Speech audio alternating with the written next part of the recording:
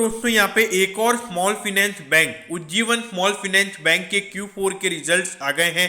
तो उसी के बारे में हम इस वीडियो में बात करेंगे और जानेंगे कि अब आपको उज्जीवन स्मॉल फाइनेंस बैंक में इन्वेस्टमेंट करना चाहिए या नहीं। तो चलिए शुरू करते हैं।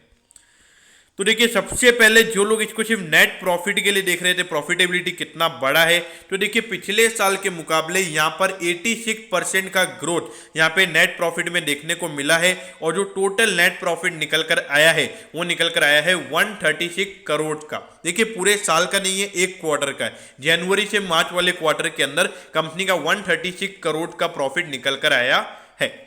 अब देखिए यहाँ पर जो बैंक का जो नेट इंटरेस्ट मार्जिन परसेंटेज है वो यहाँ पर 7.9% रहा। मतलब ये जो क्वार्टर है इसके एंड में 7.9% का बैंक का नेट इंटरेस्ट मार्जिन परसेंटेज था। जबकि पिछले ये प्रीवियस ईयर नहीं है, ये मेरी गलती की वजह से यहाँ पर आपको प्रीवियस ईयर लिख दिया, ये प्रीवियस क्वार्टर है। यानी कि जो दिसंबर वाला क्वार्टर था उसके एंडिंग में ये सेम नंबर 11.2% पे था। तो यहाँ पे जो बैंक का जो मार्जिन परसेंटेज है वो हमको यहाँ पे कम होता हुआ नजर आ रहा है। लेकिन एक शॉकिंग नंबर है वो ये है कि जो ग्रॉस एनपीए का नंबर है वो यहाँ पे 7.1% निकल कर आया है। जबकि पिछले साल इसी सेम क्वार्टर में ये नंबर 1% पे था। तो देखिए यहाँ पे मतलब 7 टाइम्स यहाँ पे बैंक के एनपीए के नंबर्स बड़े हैं। देखिए पहले तो ये वैसे ये नंबर्स हाई थे क्योंकि जो परफॉर्मा एनपीए बताया जा रहा था वो लगभग 5-6% के लगभग बताया जा रहा था। तो पहले से ये नंबर हाई थे, तो मार्केट को पहले से ये पता था। लेकिन उसके बाद इसके अंदर अगर हम प्रोविजनिंग को माइनस भी कर दें तो भी यहाँ पे जो नेट एनपीए का नंबर है वो भी यहाँ पे 2.9% निकल कर आया है। जबकि पिछले साल ये 0.2% पे था। तो देखिए इतना अगर एनपीए का नंबर बैंक का बढ़ेगा तो सीधी सी बात है कि मार्केट इसे नेगेटिव वे में ही लेने वाला है। अब उसके बाद अगर हम कासा रेशियोज की यहाँ पर बात करें तो 21% पे यहाँ पे बैंक का कासा रेशियो निकल कर आया है। तो इसका मतलब ये है कि अभी बैंक का फोकस मेन अभी करंट अकाउंट पर होता हुआ नजर आ रहा है। अगर ये नंबर मेरे ख्याल से स्मॉल फाइनेंस बैंक के हिसाब से अगर ये नंबर 35% से ऊपर जाता है तो यहाँ पे बैंक की जो प्रॉफिटेबिलिटी है वो आने वाले समय में अच्छे तरीके से बढ़ती हुई नजर आ सकती है। क्योंकि पिछले साल अगर आप देखोगे 14% पे ये नंबर था और अराउंड 7% की ग्रोथ यहाँ पे बैंक के कासा रेशियो में हमको देखने को मिली है। हम यहाँ पे बैंक का जो मेन फोकस है वो यहाँ पर रिटेल पर भी होता हुआ नजर आ रहा है। क्योंकि जो रिटेल डिपॉजिट थे वो टोटल अभी 48%, यानी कि अगर बैंक को 100 रुपए का डिपॉजिट मिल रहा है तो उसमें से 48% रिटेल डिपॉजिट है। जबकि पिछले साल ये सेम नंबर 44% पे था। तो देखिए 4% का यहाँ पे रिटेल डिपॉजिट बैंक ने बढ़ाया है। तो यहाँ पे जितना रिटेल ओरिएंटेड बैंक बनेगा as a small finance bank, तो यहाँ पर आने वाले समय में जो डिफॉल्ट रेशियोज होंगे, जो एनपीए के नंबर्स होंगे वो वहां पर कम होते हुए नजर आएंगे। अब इसके बाद अगर हम नेट इंटरेस्ट इनकम की बात करें पूरे साल की, यानी कि पूरे फाइनेंशियल ईयर की, तो 19-20 वाले फाइनेंशियल ईयर के कंपैरिजन में 5% का ग्रोथ यहाँ पे बैंक की नेट इंटरेस्ट इनकम में देखने को मिला है। और जो टोटल एनआईआई निकल कर आया है वो है 1729 करोड़ का। तो यहाँ पे देखा जाए नेट इंटरेस्ट इनकम इस साल बैंक की बढ़ी है। अब पूरे फाइनेंशियल ईयर देखिए, पहले कुछ क्वार्टर्स में बैंक को लॉस हुआ था, तो अभी पूरे फाइनेंशियल ईयर की अगर हम बात करें FY 2021 की, तो 8.3 करोड़ का प्रॉफिट यहाँ पे बैंक को पूरे फाइनेंशियल ईयर में आया है। तो इसके बाद अगर जो बैंक का जो अर्निंग पर शेयर निकल कर आता है वो आता है 0.05। तो अभी जो 30 रुपीज का शेयर का प्राइस चल रहा है उसके हिसाब से 611 का इसका प्राइस टू अर्निंग रेशियो निकल कर आता है।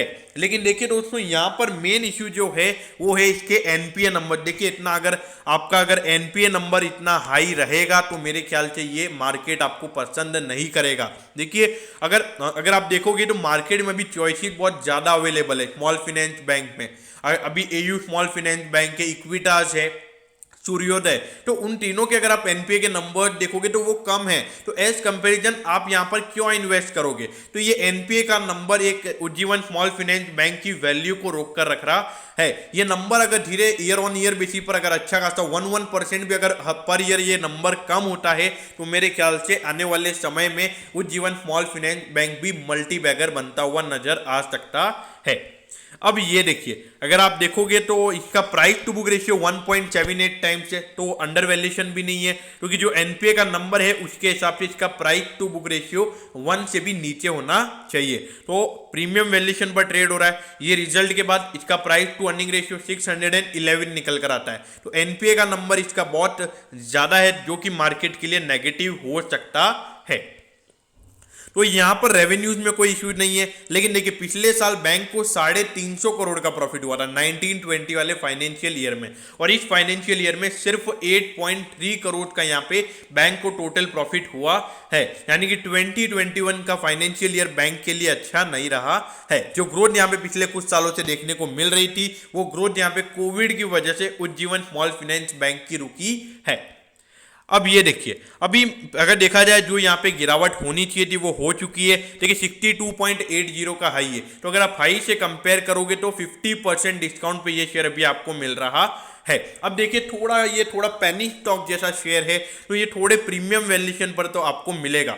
अब ऐसा नहीं कर सकती कि एकदम 15 रुपए का कर देंगे, ऐसा नहीं हो सकता। ओके, तो अगर यहाँ पे उज्जीवन स्मॉल फाइनेंस बैंक की अगर मैं बात करूं तो वैल्यूएशन पॉइंट ऑफ व्यू से थोड़ा अट्रैक्टिव नहीं है, लेकिन जो यहाँ पे 136 करोड़ का प्रॉफिट यहाँ पे बैंक ने रिपोर्ट किया है, अगर ये प्रॉफिट आने वाले 4 क्वार्टर्स में अगर बैंक 100 करोड़ का प्रॉफिट भी हर क्वार्टर में रिपोर्ट करता है, तो पूरे साल का 400 करोड़ का बैंक का नेट प्रॉफिट निकल कर आएगा। तो वहां पर जो कंपनी का जो अर्निंग पर शेयर होगा वो अराउंड वहां पर 8 रुपीज के लगभग पहुंच जाएगा। तो ये एक अच्छी बात है बैंक के लिए, इंडिकेशन ये अच्छा है।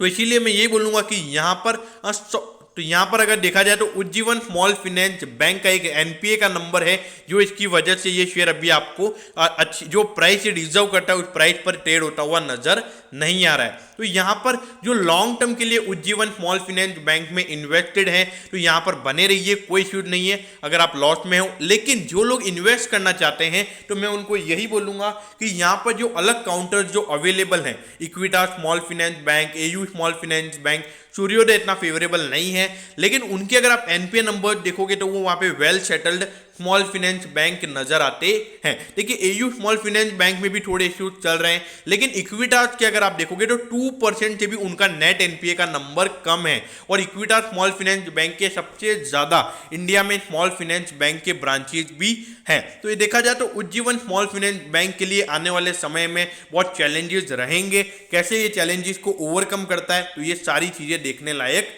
होगी। तो दोस्तों मैं होप करता हूं कि आपको उज्जीवन स्मॉल फाइनेंस बैंक के Q4 के रिजल्ट के बारे में सब कुछ पता चल गया होगा।